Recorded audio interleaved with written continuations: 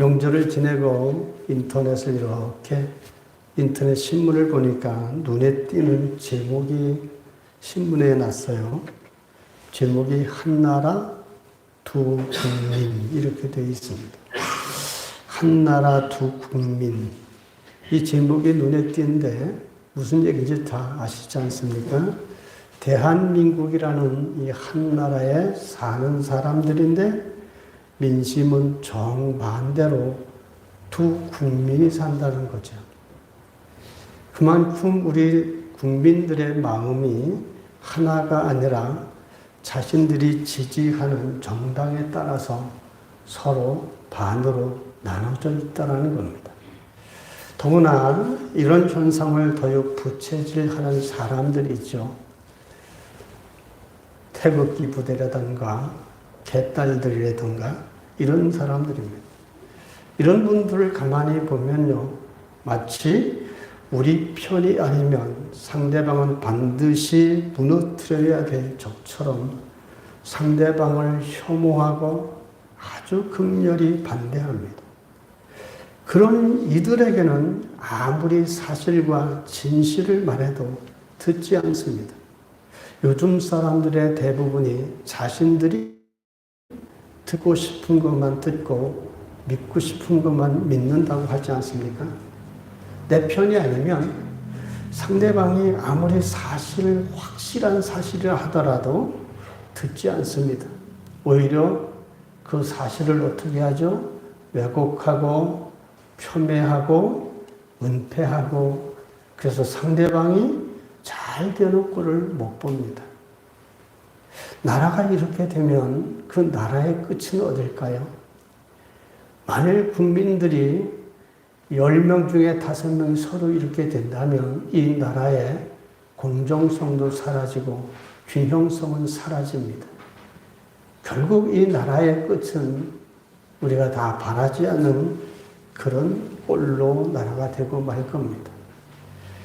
즉 우리나라는요, 선진국의 뿌리를 내리느냐 아니면 몰락하느냐 중간 위기에 있습니다. 여러분들이 나라 걱정을 조금 하고 나라의 재정 상태를 좀 살펴보면 엄청난 부채를 지고 있습니다. 이 감당하기 버거울 정도입니다. 지금 외국 같은 데서는 계속 우리나라에 경고 사인을 보냅니다. 부채가 너무 많기 때문이죠. 이런 위기 때 나라가 국민들이 한 마음으로 뭉쳐서 나라를 일으키고자 하는 우리 선진들의 모습을 닮아야 됩니다. 그래야 이 위기를 벗어나지. 이렇게 계속 싸우면 나라가 정말 우리 후손들의 살아갈 나라는 막막하기만 합니다. 추석 때 이런 모습을 보면서 참 걱정이 되기도 하고요. 근심도 많이 됐습니다. 그렇다고 제가 애국자는 아닙니다만은 그래도 나라를 위해서 예수님을 믿는 사람이라면 하나님이 주신 나라 아닙니까? 또 우리나라가 얼마나 하나님께 많은 복을 받았습니까? 그 어려운 시기에 우리 조상들이, 부모님 세대가 정말 하나님 앞에 새벽 기도에서부터 철야 기도로부터 자식들을 위해 눈물 뿌려 기도한 덕분에 하나님이 복을 주셔서 오늘에 이르게 되지 않았습니까? 그럼 그 열매를 누리고 사는 우리들이 또 우리 후손들을 위해서 눈물 뿌려 기도해야 됩니다. 교회마다 자식들을 위해서, 미래 세대를 위해서 기도해야 되는데 요즘 세대가 그렇습니까? 수요 예배도 잘 안 나오지 않습니까? 새벽 기도는 말할 것도 없죠. 이런 상태로는 미래가 암담한 겁니다. 이런 나라 생각하면서 말씀을 묵상하는데 오늘 이처럼 똑같은 상황을 가진 사람들이 성경에 나오는 것을 보게 됐습니다. 자신들이 정말 원하는 것은 아니라면 그것은 사실에도 믿지 않고 그를 왜곡시키는 사람들, 그 사실을 은폐하고 또 왜곡해서라도 진실이 전달되지 않게 하려는 사람들, 그런 사람들이 오늘 성경에 나옵니다. 요즘 시대 사람들만이 아닙니다. 그 사람들이 누군가요? 바로 유대 사회의 주류를 이루고 있는 바리새인들, 사두개인들, 그리고 서기관과 대제사장들입니다. 오늘 말씀의 배경은 여러분이 너무나 잘 아실 거예요. 나사로가 병이 들어서 죽은 지 그 무더운 뜨거운 여름, 뜨거운 그 열대지방에서 죽은 지 4일이 됐습니다. 4일이 돼서 썩은 냄새가 난다. 이렇게 성경에서 말한 것처럼 썩은 냄새가 난 이 나사로를 살린, 예수님이 살려낸 정말 놀라운 사건입니다. 예수님이 죽은 나사로를 살려낸 사건은 정말 요즘에 유튜브들 다 누구나 찍지 않습니까? 현장 중계를 했다면 세계적으로 정말 쇼킹한 사건일 겁니다. 근데 그 당시에 이런 것들이 발달되지 않았지만 많은 사람들이 보는 앞에서 썩은 그 냄새 나는 나사로를 살려낸 사건은요, 그 유대 사이에 입과 입을 통해 소문이 퍼져서 아주 굉장한 쇼킹한 사건이 되었습니다. 그것도 가만히 누워있는 반듯하게 상처 하나 입지 않은 사람을 깨워 일으킨 것이 아니라 칭칭 배로 묶어서 그런 묶인 채로 누워있는 냄새가 나는 그런 시체를 향해서 예수님이 다른 것 하지 않았죠? 나사로야 나오너라. 우리 한번 해봅시다. 나사로야 나오너라. 우리도 이런 하나님의 권위를 덧입고 성도로서 어려운 문제 있을 때마다 죽은 데서 살아날지어다 라고 하는 것처럼 우리도 가끔 그렇게 축사라는 것도 좋습니다. 이렇게 예수님이 그 말씀 한마디 하셨는데 이 주님의 명령을 들은 이 죽어있는 시체가 갑자기 일어나서 뒤뚱뒤뚱 걸어 나오는 겁니다. 그 묶인 배를 풀어놓으니까 자유롭게 돌아다니는 것을 수많은 사람들이 그것을 봤죠. 여러분, 그 본 사람들은 현실적인 거잖아요. 직접 눈으로 봤잖아요. 실제 사건이지 않습니까? 그래서 많은 사람들이 이런 실제 사건, 죽어서 냄새 나는 시체가 살아서 다니는 것, 말을 하고 보고 만져보고 피부가 그대로 있고 이런 것을 볼 때 사람들을 어떻게 안 믿을 수 있습니까? 그런 사실을 보는 사람들은 다 믿었습니다. 이런 사실을 내 눈으로 봤고 들었고 확인했기 때문에 믿을 수밖에 없지 않습니까? 그런데 오늘 성경에 보면요, 이상한 사람들이 있어요. 분명히 그런 사실을 자신 눈으로 보고 귀로 듣고 손으로 만져서 피부를 만져보고 확인한 사람들이 있음에도 불구하고 믿지 않는 사람이 있다라는 겁니다.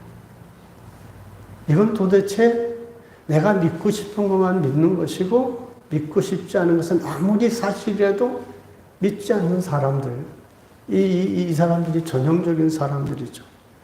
그렇게 믿지 않는 사람들을 생각해 보면서 난 정말 그 믿지 못하는 사람들이 죽은 나사로가 살아난 것보다 더 놀랍다, 이런 생각이 듭니다.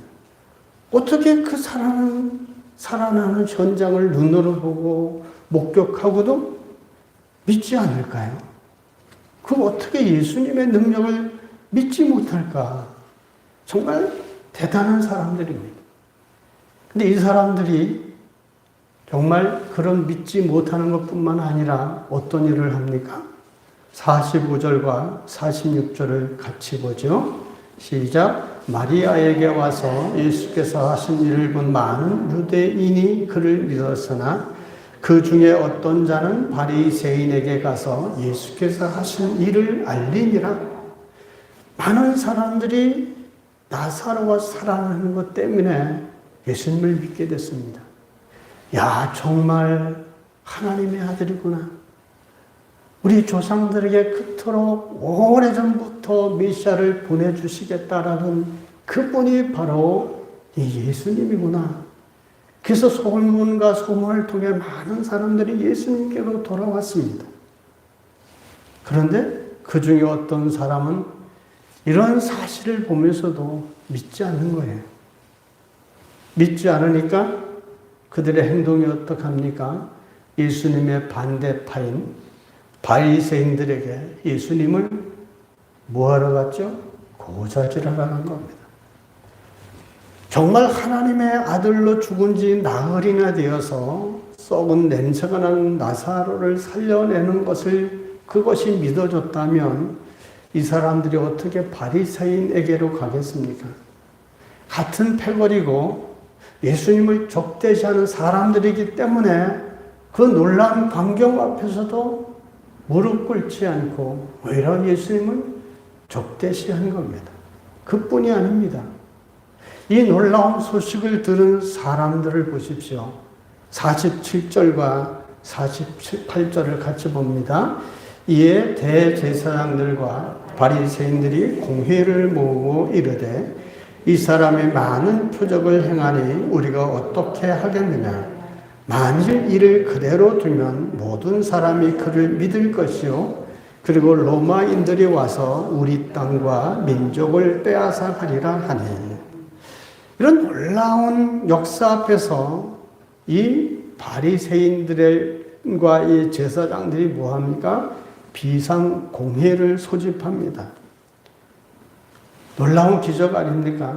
도저히 인간의 상식과 이성으로 이해할 수 없는 놀라운 이 하나님의 역사 앞에서 이 대제사장들, 당시의 종교 지도자들, 이런 분들이라면 이들이 정말 깨어있다면 정말 이분은 하나님이 보내신 아들 예수 그리스도고 우리가 그토록 기다렸던 메시아라구나 라고 감격하고 그래야 될 텐데 그래서 모인 게 아니잖아요.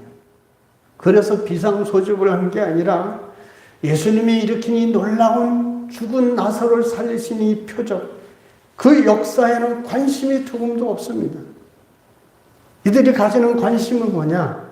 이제 그 일로 인해서 유대인들이 점점 더 예수 믿는 사람들이 많아지면 자신들의 입지가 점점 좁아질 것이고 그리고 자신들이 곤란해질 것을 느끼기 시작한 이 산헤드린 이 공회원들이 그래서 공회를 소집한 겁니다.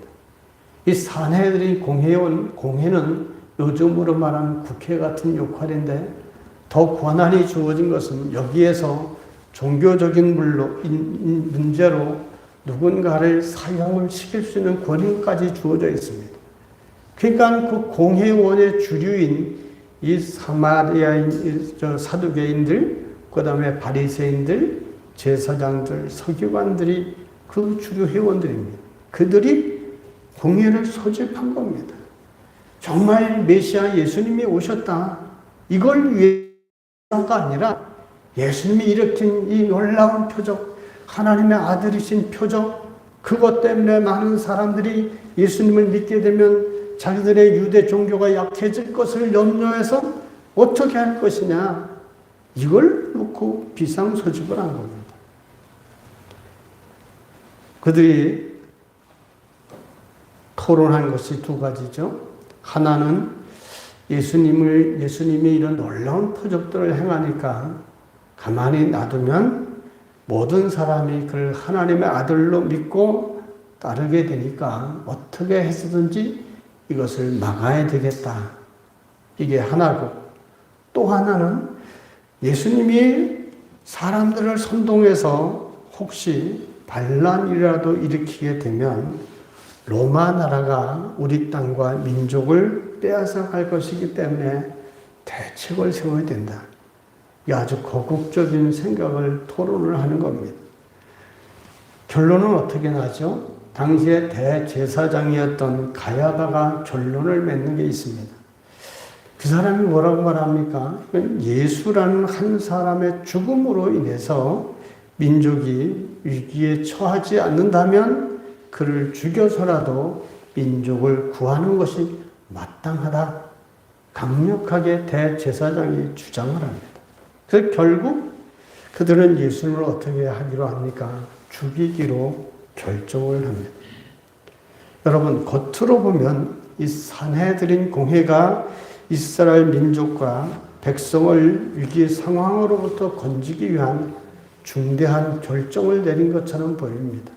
그러나 그 내면을 살펴보면 이 사람들이 백성들과 나라를 위한 것이 아니라 자신들이 누리고 있는 기득권을 유지하기 위한 결정에 불과합니다. 우리나라 정당들도 다 그러잖아요. 걸핏하면 국민을 위해서. 뭘 국민을 위해서 하는 짓거리입니까? 자기들 권력을 차지하려고 하는 짓거리들이죠. 내면은 속은 시커먼 겁니다. 산헤드린을 이 공회를 구성하고 있는 사람들을 살펴보면 두 부류가 대부분인데요. 대다수의 사람들이 사두개인들이고 소수의 사람이 바리새인들입니다. 사두개인은 어떤 사람들인가 하면 예수님 당시에 제사장들 그룹이 사두개인입니다. 이 사두개인들은 다윗 시대의 제사장이었던 사독이라는 제사장이 있습니다. 이 사독의 후예라 해서 사두개 이렇게 이름을 붙인 겁니다. 이 사람들이 성전을 장악하고 많은 이권을 챙기며 누려왔던 사람들이죠. 47절에 보면 대제사장들과 바리새인들이 공회를 모으고 이렇게 되어 있지 않습니까? 여기에서 우리 눈에 띄는 게 있습니다. 대제사장들이라고 되어 있습니다. 대제사장이라고 해야 되는데 대제사장들이라는 이런 복수를 썼어요. 이것은 대제사장들이 여러 명 있었다는 얘기죠. 여러분, 대제사장직은 어떤가요? 성경에 보면 종신직입니다. 죽을 때까지 한 사람만 대제사장직을 행할 수 있습니다. 그런데 여러 명이 있다라는 것은 뭡니까? 여러 명의 대제사장들이 세워져 있다는 것이죠. 이것은 벌써 성경적으로 맞지 않는 거 아닙니까? 그럼 어떻게 이 한 시대에 여러 명의 대제사장들이 있을까요? 그것은 바로 이 자료에 살펴보면 당시에 로마 정부가 이스라엘 사람들을 지배하면서 대제사장들을 로마 정부가 임명을 합니다. 유대사회는 율신, 즉 하나님만을 섬기는 그 종교 집단과 같은 그런 민족이지 않습니까? 그 나라를 통치하기 위해서 대제사장을 이 로마 나라가 세운 겁니다. 로마 나라가 말 잘 들을 것 같은 사람을 세운 거예요. 그리고 그 사람은 로마 나라에 뇌물을 바치고 대제사장이 된 거죠. 성경적으로 맞지 않으면서도 권력 때문에 이런 일을 이 사람들이 합니다. 이렇게 정치적으로 결탁이 되고 임명되다 보니 그 사람들이 어떻게 하나님 말씀대로 하겠습니까? 누구 눈치를 봅니까? 로마 정부의 눈치를 보는 겁니다. 그래서 그 정부 로마의 눈치에 잘 맞도록 대제사장이 할 뿐만 아니라 로마 정부도 이 대제사장이 마음에 들지 않으면 갈아치우는 겁니다. 그러다 보니까 대제사장이 여러 명이 있게 됐습니다. 그래서 대제사장들이라는 표현은 그 당시에 종교적으로 또 정치적으로 그 이스라엘 나라가 얼마나 타락했는지를 잘 보여주는 대목입니다. 그 중에 49절에 보면 그 중에 한 사람, 그 해의 대제사장인 가야바가 이렇게 되어 있지 않습니까? 가야바는 예수님 당시에 대제사장이었는데 이 사람이 몇 년 동안 대제사장직을 했는가 하면 18년 동안이나 대제사장직을 여러 명의 대제사장이 있음에도 불구하고 18년 동안을 대제사장직을 유지했습니다. 여러분, 여러 명의 대제사장이 있으면서도 18년 동안 대제사장직을 유지하고 있었다라는 얘기는 뭘 얘기해 주죠? 이 가야바가 로마 나라에 잘 충성하고 아부하고 있었다는 겁니다. 그렇기 때문에 그렇게 오랫동안 하고 있었던 거죠. 왜냐하면 로마 나라에 잘못하면 쉽게 쫓겨나는데 쫓겨나지 않고 18년 동안이나 있었다는 것은 얼마나 로마 나라를 위해서 하나님을 위한 것이 아니라 말로는 민족을 위한다고 하지만 로마 나라를 위해서 그 자리를 지키고 충성했는지를 잘 보여주는 사람입니다. 그들이 비상공회를 소집해서 염려한 것이 있죠. 48절에 보면 예수를 그대로 두면 로마인들이 와서 우리 땅과 민족을 빼앗아 가리라. 이 사람들이 염려한 것이 우리의 땅과 민족이라고 했습니다. 근데 정말 이 사람들이 이렇게 공회를 요즘으로 말하면 비상국회를 열어가지고 긴급 안건을 올려서 토론한 것이 우리 땅과 민족이라고 했지만 실제로 본심은 그렇지 않습니다. 왜냐하면 그들이 말한 우리 땅과 민족이라는 말을 잘 살펴보면 알 수 있습니다. 정말로 이들이 얼마나 위선자인지 이 원어를 보면 알 수 있는데 48절에서 말한 우리 땅이라는 이 말이 이스라엘 영토를 말하는 것이 아니고 원어인 헬라어에 보면 토부포라고 되어 있습니다. 토부포라고 되어 있는 것은 어떤 특정한 장소를 가리키는 말입니다. 나라를 말하는 게 아닙니다. 그래서 그것은 예루살렘이나 성전 지역을 가리킵니다. 그래서 요즘에 현대인의 성경은 어떻게 번역했는가 하면 이 나라, 땅, 이것을 가리켜서 성전이라고 번역했고 공동 번역에서는 거룩한 곳으로 번역했습니다. 다시 말하면 산헤드린 공의원인 사두개인들과 바리새인들이 걱정한 것은 국토, 이 나라가 아니라 바로 자신들이 활동하면서 모든 부와 명예와 권력을 누릴 수 있는 이 성전 지역을 말하는 겁니다. 그들은 백성들의 삶과 나라의 미래에는 관심이 없습니다. 오직 자신들의 누리는 부와 권력이나 그런 데 유지에만 관심이 있던 사람임을 이 토부포, 이 단어에서 우리가 찾아낼 수 있습니다. 여러분, 그들은 제사장들입니다. 말씀을 가르치는 선생들입니다. 그런 사람들, 하나님의 말씀을 말씀대로 전하고 올바르게 해석하고 바른 메시지를 전해줘야 될 이 제사장들이 이 죽었던 나사로가 다시 살아난 것, 이것이 얼마나 하나님께서 기뻐하신 일인지에 대해서는 전혀 관심이 없습니다. 그 일이 옳은 일인지, 이 일을 통해서 하나님이 무엇을 드러내려 하시는지, 이 백성에게 이것이 얼마나 큰 소망인지 이들에게는 아무런 관심이 없습니다.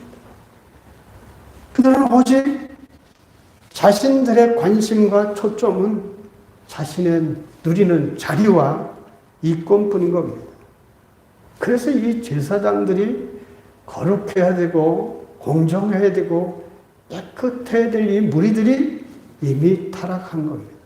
결과로 그들은 정말 믿고 싶은 것만 믿는 사람들이 됐고 사실 자기가 믿는 것에 반대되는 사실이 나타나는 것은 없애버리려 하고 왜곡하려 하고 은폐하려 하는 겁니다. 그래서 이 예수님을 죽여야 된다는 결론을 낸 겁니다. 이 사실이 점점 퍼져나가서 많은 사람들이 예수를 믿게 되면 우리는 끝장이라는 거죠. 그래 이 사실을 사실대로 알려지지 않도록 해야 되는 겁니다.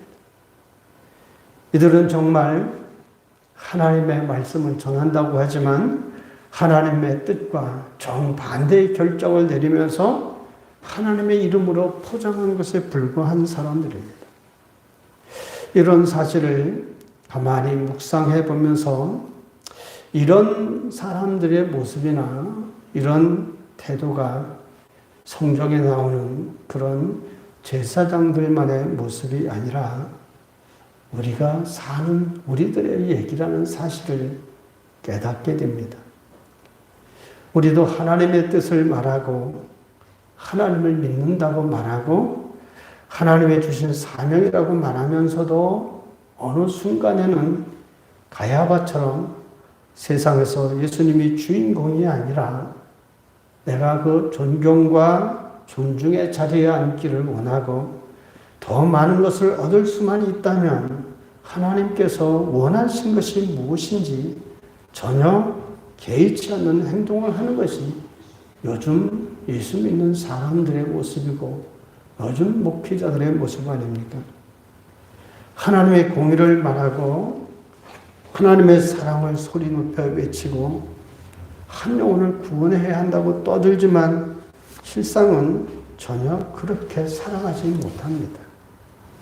내가 헌신하고 섬겨야 하는 마땅한 자리에서는 요즘의 그리스도인들이 보면 헌신하려 하지 않습니다. 뒷걸음치고 꽁문을 뗍니다. 오늘 말씀을 묵상하면서 나는 이런 질문을 스스로 해봤습니다. 잘 살고 있는가? 나는 잘 믿고 있는가? 우리는 이렇게 사람들에게 묻습니다. 그 사람 잘 사는 사람이야? 이렇게 물으면 사람들이 대개 어떻게 무슨 말로 떠오릅니까? 그 사람 잘 사는 사람입니까? 그러면 첫 번째 떠오르는 것이 그 사람이 물질적으로 풍요로운 사람이냐? 이런 말로 이해하지 않습니까?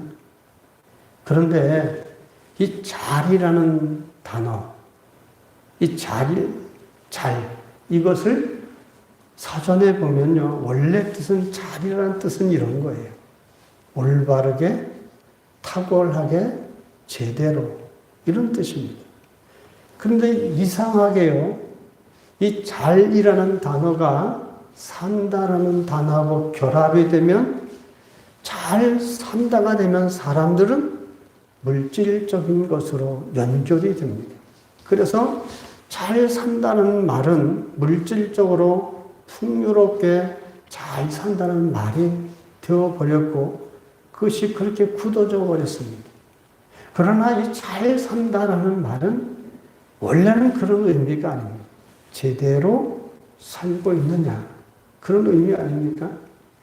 물질적으로 남들보다 더 풍요롭고 남들보다 좀 더 높은 자리에 있으면 과연 이것이 여러분 잘 사는 것일까요? 그러면 이렇게 잘 사는 사람들이라면 다 존중받아야 되지 않겠습니까? 그런데 여러분 돈 많다고 다 존경받는 거 아니지 않습니까? 돈이 많다고 해서 잘 사는 게 아닙니다. 잘 사는 사람이라는 의미는 참되게 사는 사람을 가리킵니다. 제대로 된 삶을 살아가는 사람을 가리키죠. 사람답게 사는 사람을 말합니다. 오늘 아침 인터넷 뉴스에 보니까 갑자기 이름이 생각이 안 나는데 제야운동가로 오랫동안 운동하시던 분이 돌아가셨더라고요. 76세 담낭암으로 세상을 떠났는데 이분이 서울대 법대 출신입니다. 그러면서도 노동자들 이런 것에 헌신하고 이분이 굉장히 존경스러운 것은요. 제야운동하는 과정 속에서 요즘에 민주화 운동했던 사람들 다 나라로부터 보상받습니다. 근데 이분은 전혀 한 푼도 안 받습니다. 부끄럽다는 겁니다. 당연히 해야 될 일을 왜 돈을 받느냐는 것이죠. 그러면서 마지막 그분이 애쓰다 간 것이 국회의원들이 받는 특혜, 이걸 내려놓자 정말 소박하고 욕심 없이 바른 것을 위해서 살다간 분이 바로 이분이죠. 이런 분이 여러분 돈이 없어도 바르게 사는 겁니다. 참되게 사는 거죠. 그리스도인들이 이렇게 살아가야 돼요. 예수 믿는 사람들이 이 땅에 얼마가 되든지 간에 있는 곳에서 이런 자세로 참되게 제대로 바르게 진리를 따라 살아가면 그가 사람들에게 존경받지 않을 이유가 없습니다.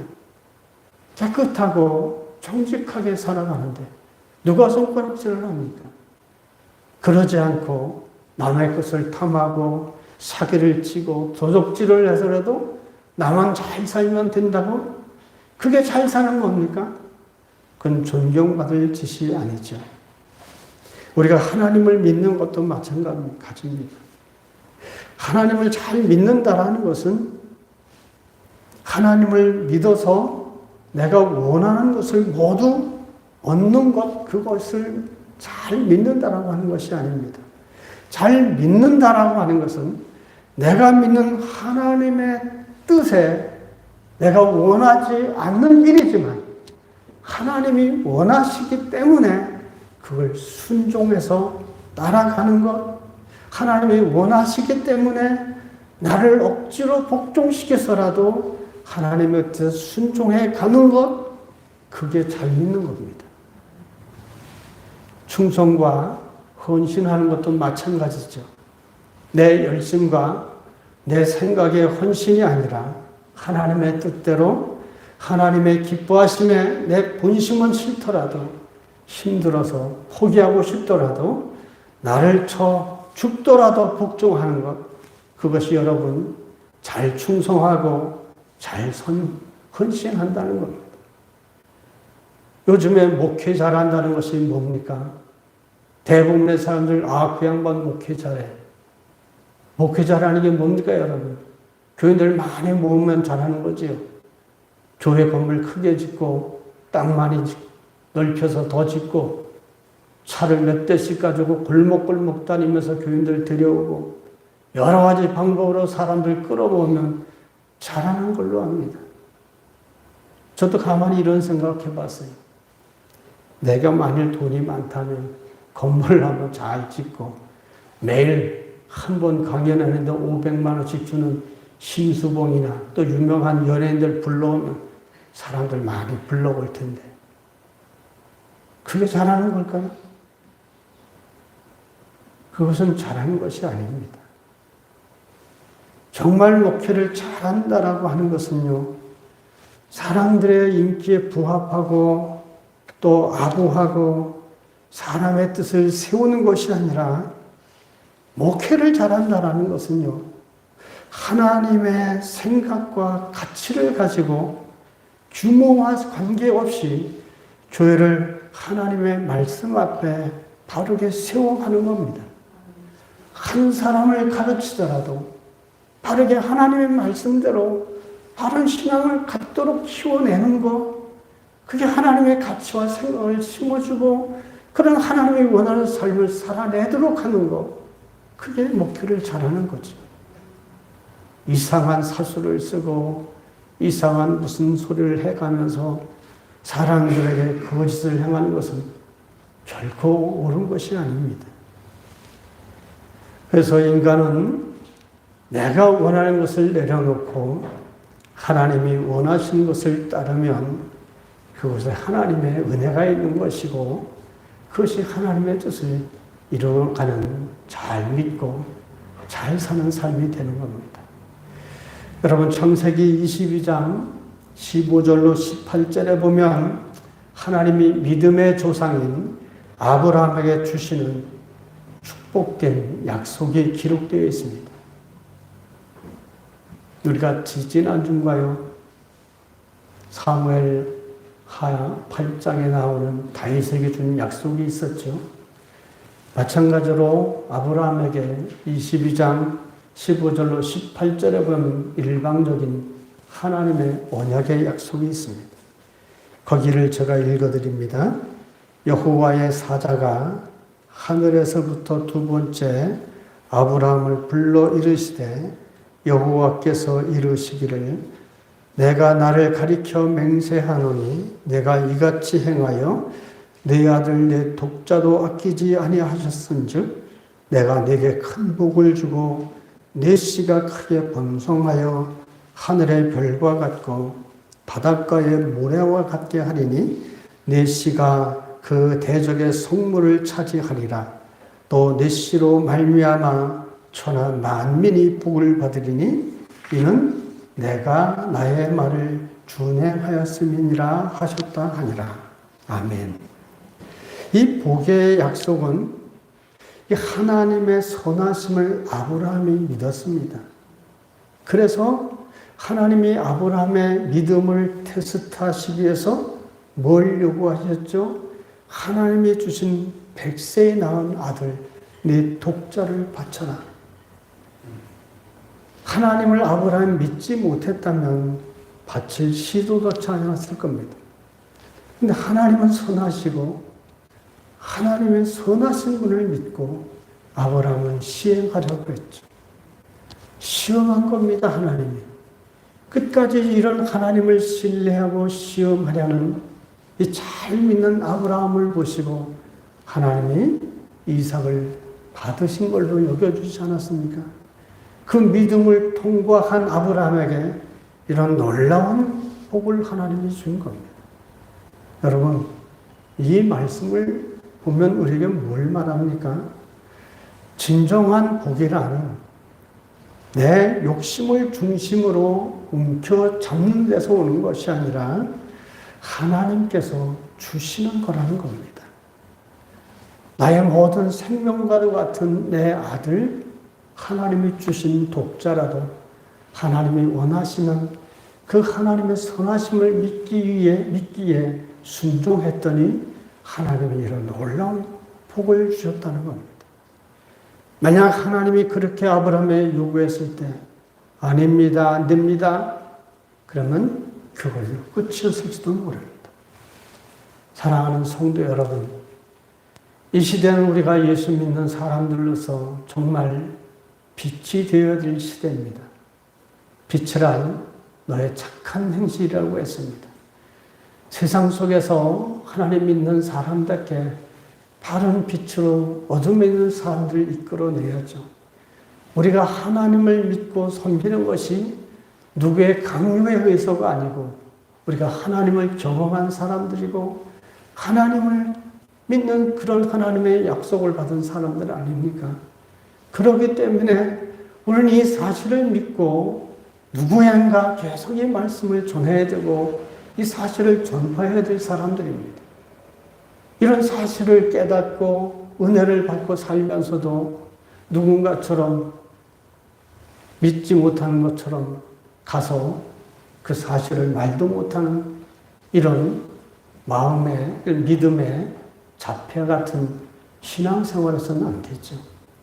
내가 믿고 내가 경험한 하나님에 대해서 당당하게 얘기할 수 있어야 됩니다. 이런 삶을 통해서 우리가 언제나 하나님 앞에서 잘 믿는 사람으로 그리고 하나님의 말씀대로 제대로 사는 사람들이 되어서 하나님께 영광이 되고 하나님이 주시는 복을 받아 누리는 우리 모든 성도 되시길 주님 이름으로 축원합니다. 아멘. 하나님 아버지 주님 앞에